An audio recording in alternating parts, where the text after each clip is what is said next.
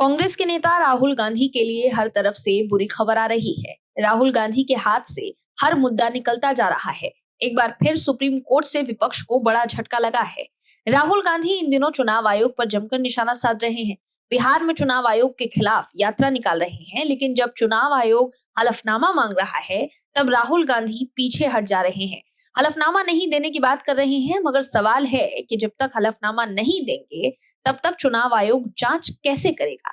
अगर वाकई राहुल गांधी के पास सबूत हैं, तो हलफनामा देकर उन्हें चुनाव आयोग को करारा जवाब देना चाहिए। लेकिन वो क्यों हलफनामा देने से बच रहे हैं, यही सवाल है। इसलिए बीजेपी का कहना है कि राहुल गांधी सिर्फ सियासी ड्रामा कर रहे हैं और कुछ नहीं।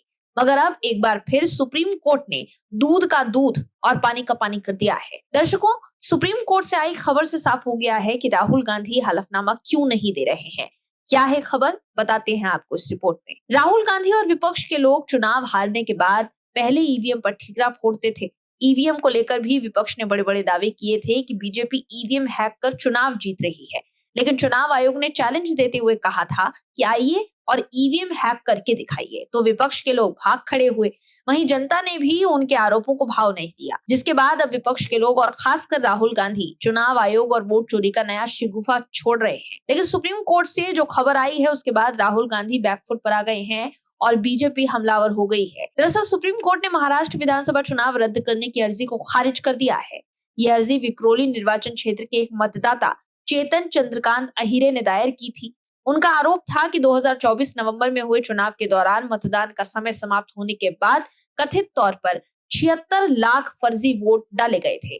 जस्टिस एमएम सुंदरेश और जस्टिस एन कोटेश्वर सिंह की बेंच ने इस मामले में बॉम्बे हाई कोर्ट का फैसला बरकरार रखा। कोर्ट ने कहा कि अहिरे की अर्जी में कानूनी योग्यता, सार और अधिकार का अभाव है। इससे पहले बॉम्बे हाई कोर्ट से भी विपक्ष को झटका लग चुका है। इसी तरह का आरोप राहुल गांधी भी लगाते हैं कि बीजेपी ने फर्जी तरीके से महाराष्ट्र विधानसभा चुनाव में जीत हासिल की है। मगर अब सुप्रीम कोर्ट ने राहुल गांधी से मुद्दा ही छीन लिया। बॉम्बे हाई कोर्ट ने भी 25 जून 2025 को अहिरे की याचिका खारिज कर दी थी। वहीं सुप्रीम कोर्ट में अहिरे ने ये मांग की थी कि महाराष्ट्र की तमाम 288 विधानसभा क्षेत्रों के परिणाम रद्द किए जाएं। विजयी उम्मीदवारों को जारी किए गए चुनाव प्रमाण पत्र वापस लिए जाएं और मतपत्रों का दोबारा उपयोग शुरू किया जाए। उन्होंने दावा किया कि मतदान के दिन 20 नवंबर 2024 को शाम 6 बजे के बाद लगभग 76 लाख वोट अवैध रूप से डाले गए।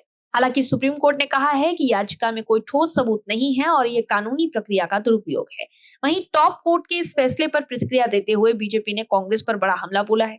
बीजेपी नेता गौरव भाटिया ने राहुल गांधी को घेरते हुए कहा है कि वो मोहब्बत की दुकान नहीं बल्कि झूठ का शोरूम चला रहे हैं। गौरव भाटिया ने राहुल गांधी पर संवैधानिक संस्थाओं को बदनाम करने का आरोप लगाया है। पार्टी का कहना है कि राहुल गांधी लगातार ईवीएम और चुनाव प्रक्रिया पर झूठे आरोप लगाते हैं और जब उनसे सबूत मांगे जाते हैं तो पीछे हट जाते हैं। बीजेपी नेता ने ये याद दिलाया कि सुप्रीम कोर्ट ने वह याचिका खारिज कर दी जिसमें महाराष्ट्र विधानसभा चुनाव में बोगस वोटिंग का आरोप लगाया गया था। इससे पहले भी याचिकाकर्ता ने 95 सीटों पर गड़बड़ी का दावा किया था, जिसे अदालत ने सिरे से खारिज कर दिया था। बीजेपी ने कहा है कि जनता सच्चाई और ताकत के साथ खड़ी है, जबकि राहुल गांधी अराजकता और झूठ का मॉडल पेश कर रहे हैं। बीजेपी ने यह भी तंज कसा कि राहुल गांधी खुद भ्रष्टाचार मामलों में जमानत पर हैं, इसलिए उन्हें सरकारी संस्थाओं पर बेबुनियाद आरोप नहीं लगाने चाहिए। दर्शकों, अब महाराष्ट्र के मामले पर सुप्रीम कोर्ट के इस फैसले के बाद राहुल गांधी के हाथ से ये मुद्दा भी छिन गया है। Bureau report, OMH news.